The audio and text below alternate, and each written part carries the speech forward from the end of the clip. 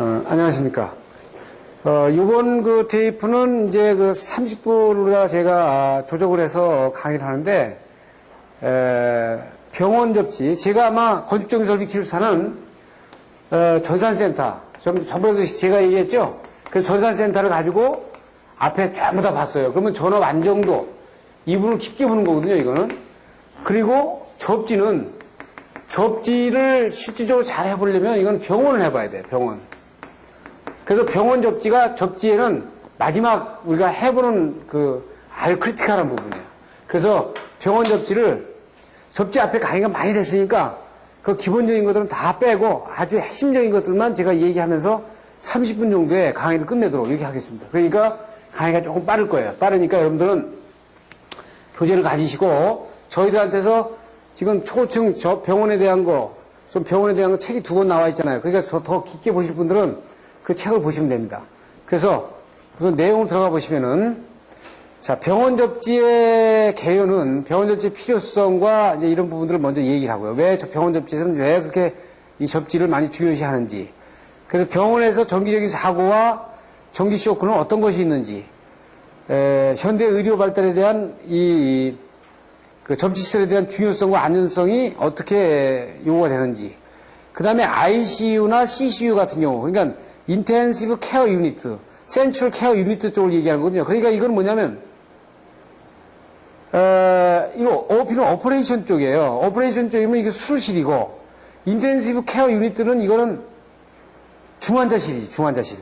그래서 센트럴 케어 유니트는 아주 좀 중환자급하고는 좀 같은 적이지만 같이 모아가지고 관리하는 쪽입니다. 그래서 이런 쪽에 아주 다수기기의 ME기기들이 있거든요. ME기기라는 건 메디컬 일렉트로닉 이퀴먼트예요. 그러니까 의료 장비란 말이에요. 기계 의료 장비. 여러분들 요새 잘 아시는 것처럼 MRI 공명 장치라든지 그다음에 CT 촬영기라든지 수도 없는 병원에는 의료기기가 있단 말이에요. 이 기기를 통틀어서 ME라고 일컫는단 말이에요. 그럼 이런 기기들의 사용을 동시에 하고 장비들이 잘못 사용됨으로 해가지고 전원 상태가 나빠질 수 있는 부분에 대한 거, 그 다음에 사고를 방지하기 위해서 병원에서의 접지 설비는 대단히 중요하다. 이렇게 가는 거죠. 그래서 그런 관점에서 보면 의료 설비의 감전이라는 건 마이크로 쇼크와 마크로 쇼크로 이렇게 두 개로 나눕니다. 그래서 이거는 조금 좀 우리가 일반적인 그 건강한 사람에게는 어떻게 보면 이렇게 찌릿한 정도의 전류를 얘기하는 겁니다. 우리가 감전이 됐을 때 이렇게 찌릿한 정도의 쇼크를 갖다 마크로 쇼크라고 하고, 마이크로 쇼크라는 거는 의료시설 설비에서 일어날 수 있는 사고에 아주 경미한 전류지만, 만약 심장수술하는데 심장수술 환자가 마취가 돼가지고 지금 여기를 째가지고 지금 수술한단 말이에요. 그럼 마취되어 있으면 이 사람은 전혀 못 느끼거든요. 근데 거기에 술 장비가 들어가는데 거기 누설이 돼가지고 심장 옆에서 누설이 돼서 이 쇼크를 주게 되면 이 환자가 평상 건강한 사람 같은 경우는 이 경련을 일으키든지 어떤 소리를 친다든지 하겠지만 마취가 되어 있기 때문에 전혀 모르거든요. 그럼 술한 사람도 모르고 마취된 사람도 모르고, 그러니까 의료사고 나가지고 사망사고로 이어질 수가 있죠. 그렇기 때문에 이 병원에서는 이 마이크로 쇼크를 상당히 유의를 해야 된다 하는 얘기입니다. 그래서 감전에서는 우리가 그 심장 수축, 그 다음에 그 GRS 구이라든지 심실 작동을 영향을 주는 피파라는 것이 있고, PRT파의 파두는 심근의 이완이라든지 수축, 이런 부분들에 대한 영향을 주는 겁니다. 그래서 감전에 대한 것은 보통 우리가 앞에서 배웠지만 50mAh 이상이 넘어가면 심실세동 전류가 흘러서 사람의 심장 박동에 이상을 줄 수가 있다, 이렇게 보는 겁니다. 그래서 지금 우리가 보통 측정을 할 때, 이 환자를 가지고 측정을 하고 그다음에 수술하거나 이렇게 될 때, 이것은 미국 화재보험협회 NFPA에서 실험 결과입니다. 이건 올해 그 내선 규정에도 이 규정이 들어가 있는데, 환자의 전기적인 안전 한계는 정상인은 지금 전압은 27.8V에서 견딜 수 있지만 수술 환자는 10mV 이상 걸리면 안 된다는 거예요. 전류도 정상인은 7.8mA까지 견딜 수 있지만 이 수술 환자는 10마이크로암페어 이상 걸리면 안 되겠다. 인체 저항도 정상인은 약 4,000옴 정도, 3,560이지만 수술 환자는 1,000옴으로 이렇게 내려가 있다. 그래서 수술 환자의 감염사고는 수십 마이크로암페어에서 심실세동이 발생될 수 있기 때문에 대책으로는 등전이 접지가 반드시 필요하고, 그렇지 않으면 완전 비접지를 하든지 둘 중에 하나를 해야 됩니다. 완전 비접지. 그러니까 완전한 등전이 접지를 해가지고 전이가 전혀 발생 안 되도록 하든지, 그러니까 완벽한 등전이를 하든지, 완전한 비접지를 하든지, 이게 두 가지입니다. 그래서 완전한 비접지라는 거는 이 심장 수술 환자에게는 이 부분이 오히려 요구되죠. 왜냐하면 이거는 완벽한 등전이라는 건 잘못하면 개런티가 안 되잖아요.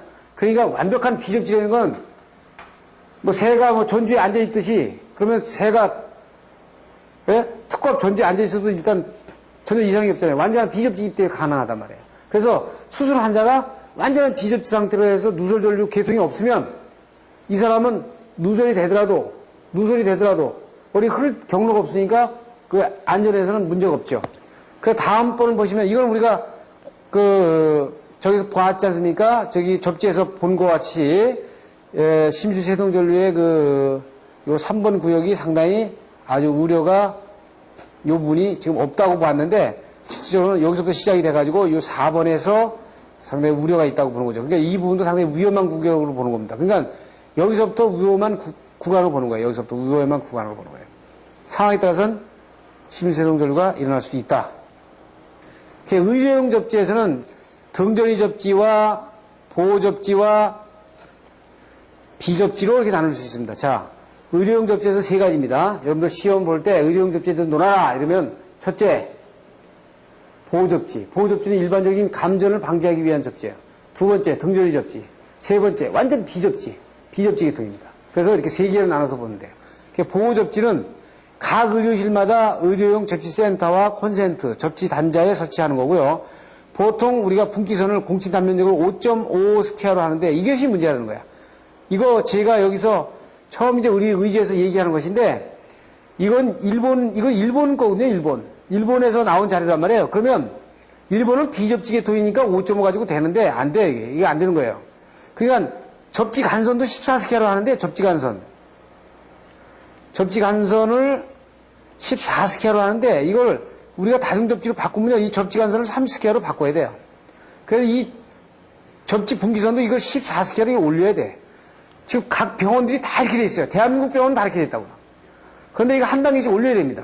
왜냐면 가늘어요. 네?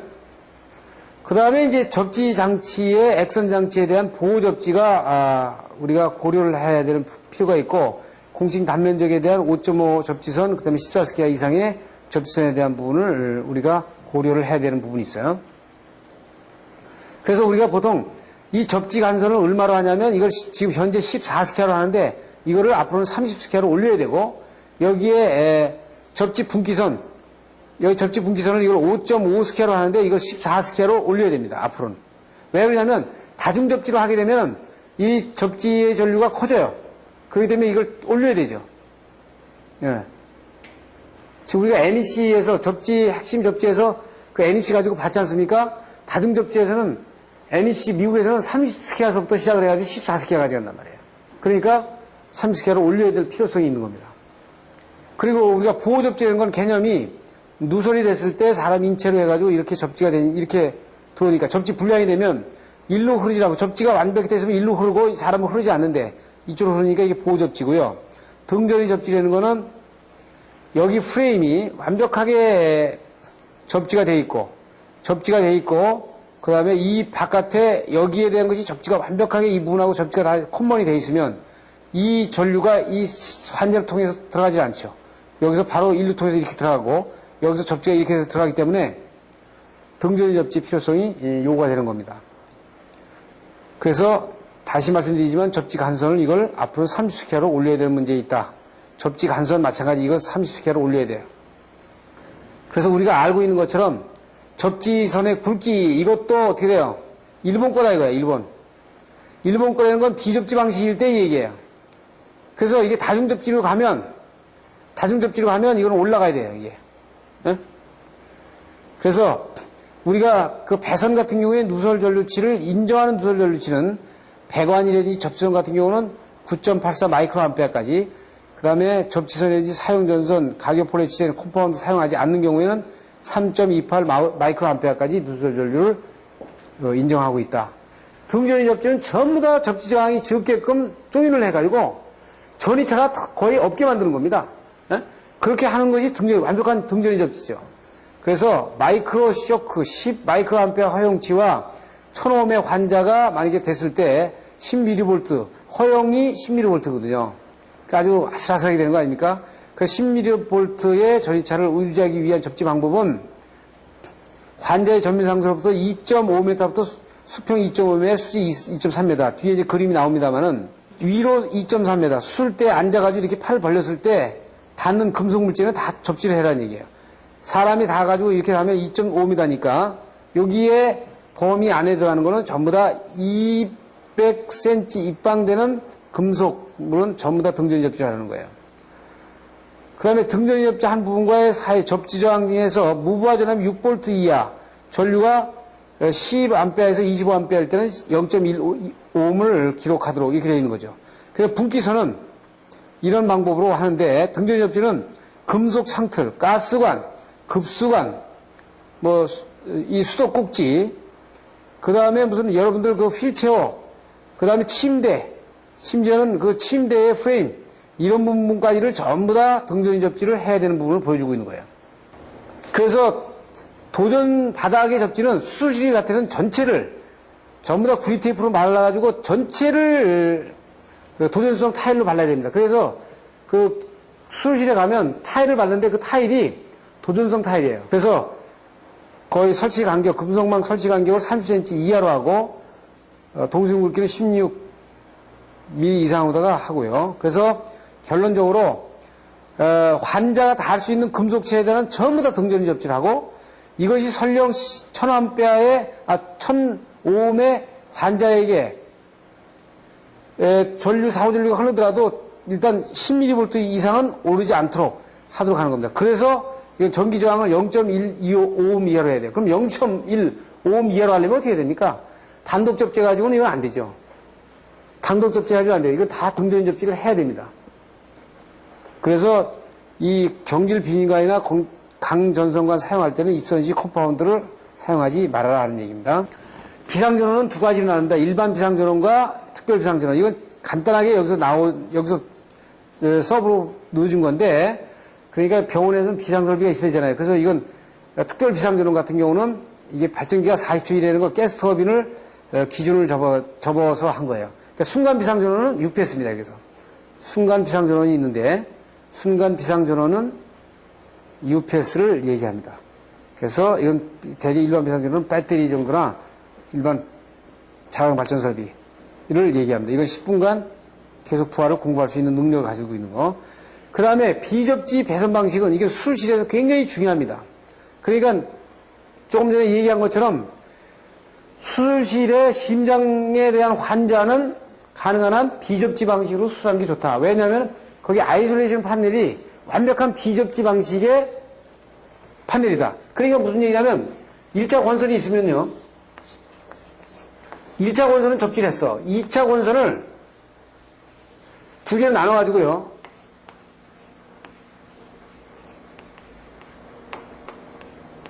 이렇게 간 겁니다.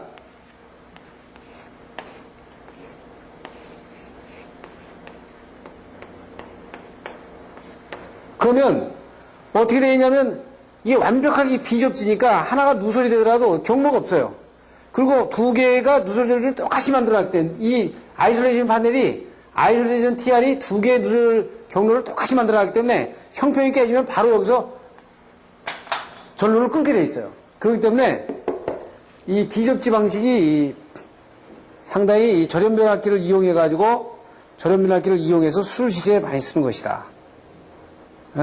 그래서 이걸 라인 아이솔레이터 모니터가 필요하다. 왜냐하면 누설 전류를 항시 감시하는 설비가 필요하다는 얘기죠. 그래서 차폐 변압기를 씁니다. 그래서 비접지 방식에서는 아이솔레이션 TR을 써야 돼요. 시험 문제도 나왔었는데 TR. 그래서 이것은 1, 2차를 완전히 정기적으로 완전 차폐를 시켜놓은 부분입니다. 그래서 이 TR이 들어가 있는 판넬 보드가 아이솔레이션 판넬 보드입니다. 이건 수술실에 반드시 들어가야 돼. 그래서 보통 TR은 5kV에서 최대 7.5kV까지 올라가 있어요. 이건 국내에서 생산이 안 되고 외국에서 가지고 들어옵니다. 그래서 지금 보시면은 이거는 이제 접지에 그 의료용 접지를 쓰기 위한 접지 플러그에서 나오는 부분이고요. 그리고 이 부분이 이게 아이솔레이션 판넬입니다. 아이솔레이션 판넬. 그러면 이 문을 열면은 이 안에 아이솔레이션 TR이 있고 여기에 차단기가 쭉 붙어 있죠. 있고 여기에서 지금 콘센트가 쭉 있는 겁니다. 그럼 여기에서 이 판넬을 거쳐서 수술실 안에 모든 전원의 전원을 공급하는 겁니다. 그래서 여기까지 이제 UPS 전원이 들어오겠죠. UPS 전원이 들어오더라도 이 아이솔레이션 TR을 거쳐서 수술실에 배분이 되도록 이렇게 되어 있는 거예요. 그래서 이거는 5.5kV짜리하고 5kV짜리하고 7.5kV짜리하고 두 종류가 실제 수술실에 설치되고 있는 겁니다.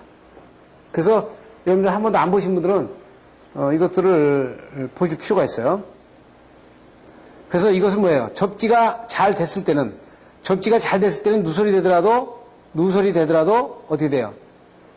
심장 환자로 흐르지 않고 이쪽으로 흐르지만 누설이 안 될 경우에는 이 부분이 지금 이렇게 흐를 수 있다. 이건 IEEE 자료에서 지금 보여드린 겁니다.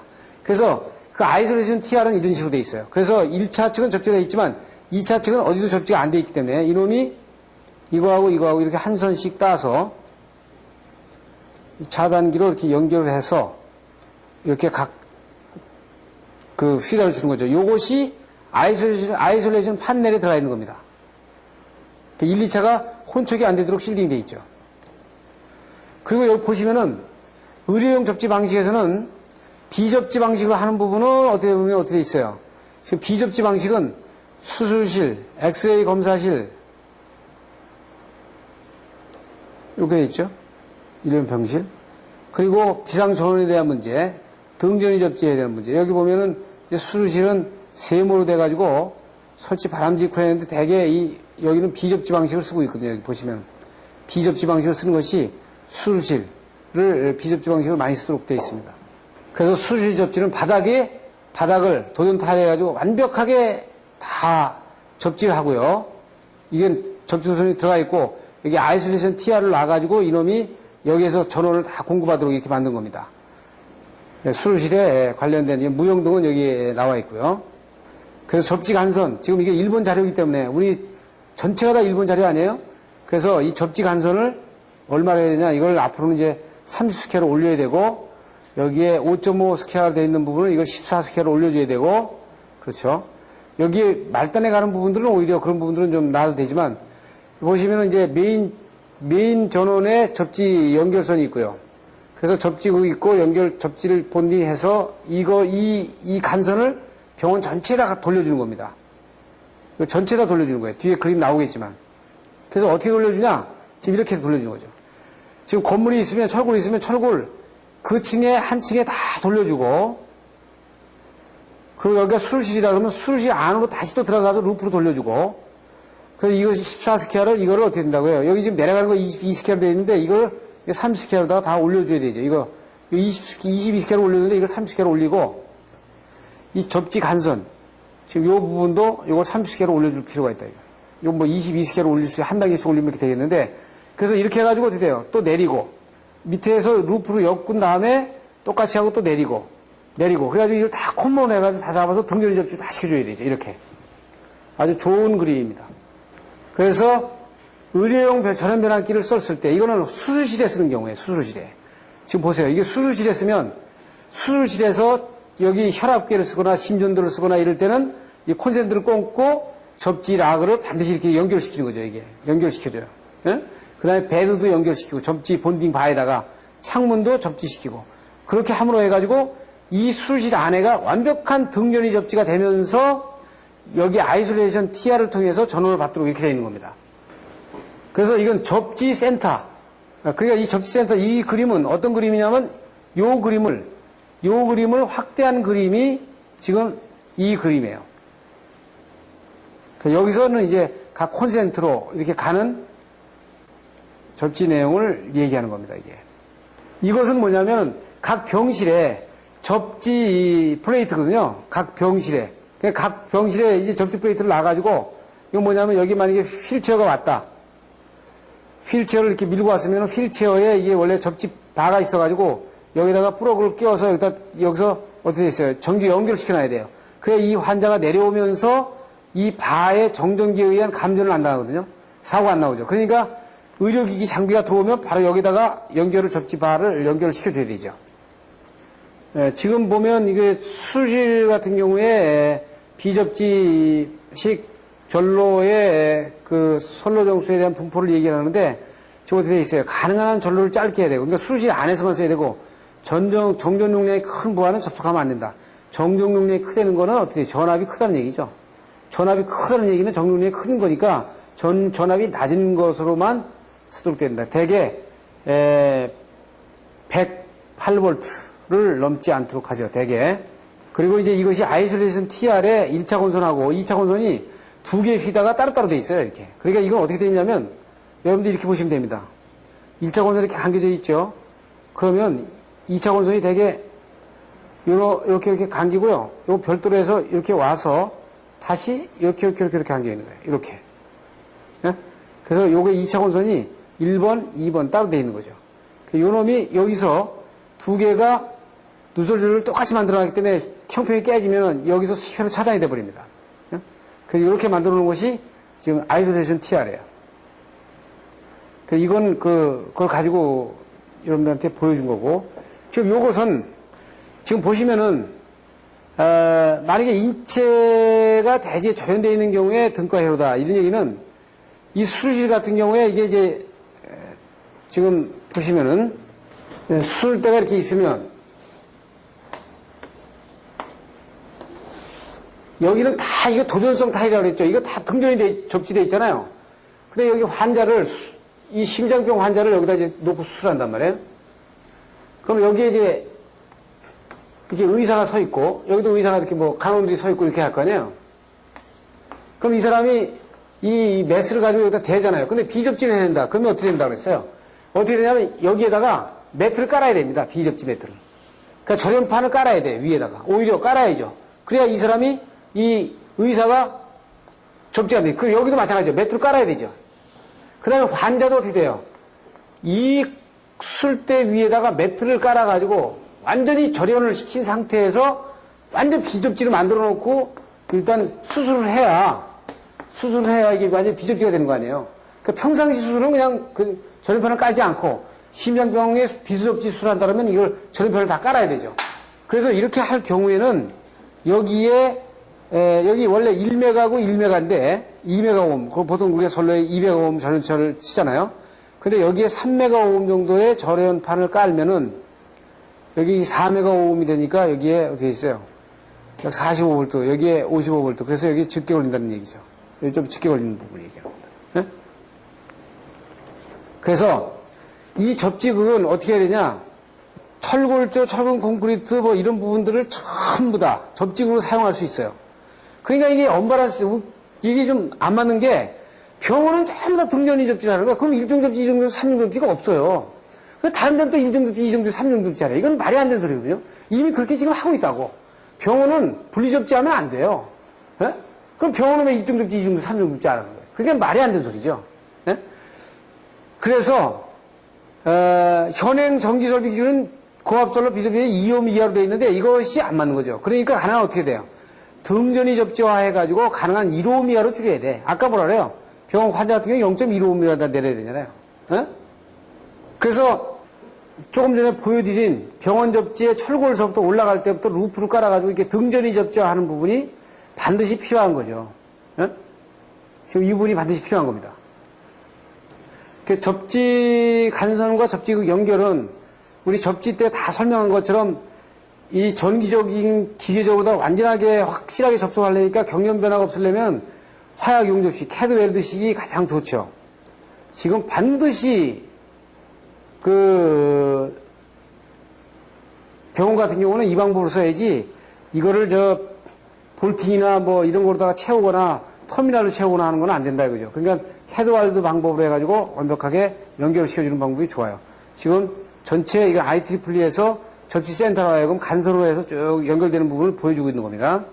그래서 연결되는 부분에서는 크램프 채우는 것은 이게 이제 부분 그 적은 용량에 대한 부분이고, 이것을 가장 좋은 방법은 지금 이렇게 철근 콘크리트와 럿들은 이렇게 캐드 웰딩으로 해가지고 이렇게 완벽하게 접지를 해야 나중에 경련 변화라든지 그다음에 어떤 그 접촉 조항의 그 변화가 상당히 적다, 이 얘기를 지금 하는 겁니다.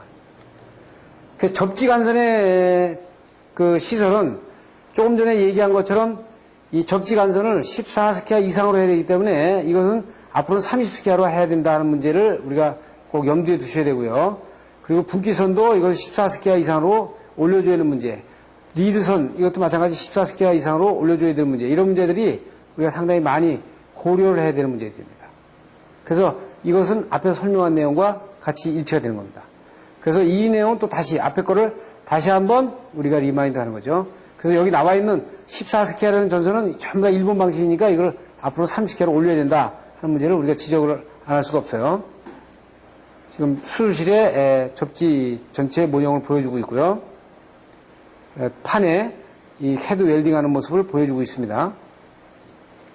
그리고 그 박스, 풀박스 뒤쪽에 앞작 스리브로 해가지고 이 풀박스를 완전히 등전이 접지하는 부분을 보여주고 있는 겁니다. 그리고 이제 철근 콘크리트가 올라가면, 이 철근 콘크리트에 올라가면 이 부분에다가 용접을 해가지고 내려온 부분의 14스퀘어를 여기다가 주형으로 캐드 웰딩 시켜가지고 연결시키는 부분을 보여주고 있는 겁니다. 검사와 시험 방법은, 일반적인 방법은 이제 절연 변압기에 대한 문제, 그 다음에 그 보호 접지에 대한 저항 측정기를 보고 있거든요. 그런데 여기서는 보호 접지선은 6V 전압을 인가해가지고 전류계 10A, 25A의 범위가 되도록 조정해가지고 저항이 0.15 이하면 된다. 등전이 접지는 바닥 위에서 2.3m하고 2.5m, 아까 그 사람 그림 있었죠. 그 접촉을 시켜가지고 측정한 값이 10mV 이하면 된단 말이에요. 예? 자, 요거가 두 개가 중요하죠. 자, 지금까지 병원에 대한 부분 전체 접지를 한번 봤어요. 좀 빠르게 갔지만 여러분들이 어떻게 있어요? 앞에 접지 강의를 다 했기 때문에 병원에 대한 핵심적인 내용만 우리가 부분적으로 봤습니다. 그래서 지금 현재 병원에 대한, 한국의 병원에 대한 접지는 전부 다 이것도 일본 방식에 대한 선스케하고 되어 있단 말이에요. 그 이 부분을 어차피 우리가 다른 접지로 가면, TM 방식으로 가면 접지선에 굵기를 올려줘야 되는 그런 조치를 우리가 취해야 되고, 거기에서 비접지 방식과 등전이 접지 방식과 보호 접지 방식이 병원의 주접지를 이룬다. 이것을 말씀을 드리면서 이 접지 강의로, 병원 접지 강의로 모든 접지의 강의를 끝내겠습니다. 감사합니다.